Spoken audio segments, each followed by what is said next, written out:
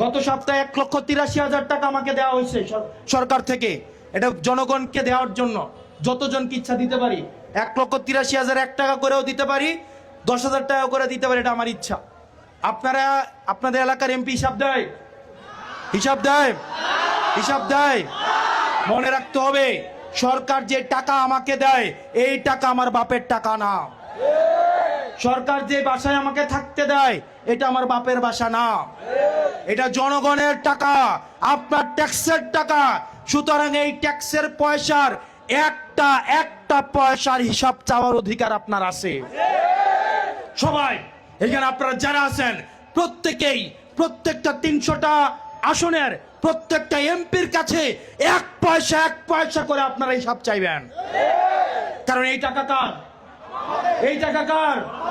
আপনার বাবার টাকা, আপনার বাবার শ্রমে ঘামের টাকা, সিএনজি ওয়ালার টাকা, রিক্সাওয়ালার টাকা, বর্জুয়ার টাকা, ব্যবসায়ীর টাকা। এই টাকার হিসাব কোনো বিলাসিতার জন্য না, এই টাকা দেওয়া হয়েছে আপনাদের জন্য। সুতরাং আপনারা সেটাকে বুঝে নিতে হবে। এটার নামই হচ্ছে জনতার হাতে ক্ষমতা।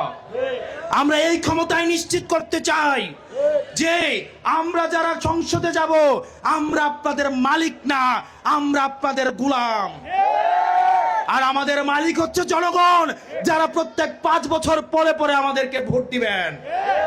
প্রিয় হোমনাবাসী, আপনারা নিশ্চিত করবেন 5 বছর পরে ভোটের আগে 2 মাস আইসা বাবারে সোনারে আব্বারে তালুইরে মাউইরে কই আব্বা ডাইকা ভোট চাইতে আসবে, আর 5 বছর দেখা পাওয়া যাবে না।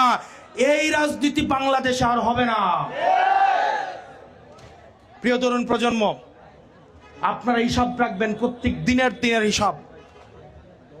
এই হোমনা উপজেলায় সরকার কয় টাকা দেয়, কোন খাতে দেয়, এই কাজ কে পায়, কতদিনের মধ্যে করতে হবে, এই হিসাব আপনাদেরকে করতে হবে। জনগণের মালিকানা যদি আপনি বুঝে না নেন, এই সরকারের যারা হচ্ছে আমরা আছি, আমরা কোনোদিনও বুঝাই দিব না। সেজন্য মালিকানা কে করতে হবে? মালিকানা কে বুঝাই নিতে হবে?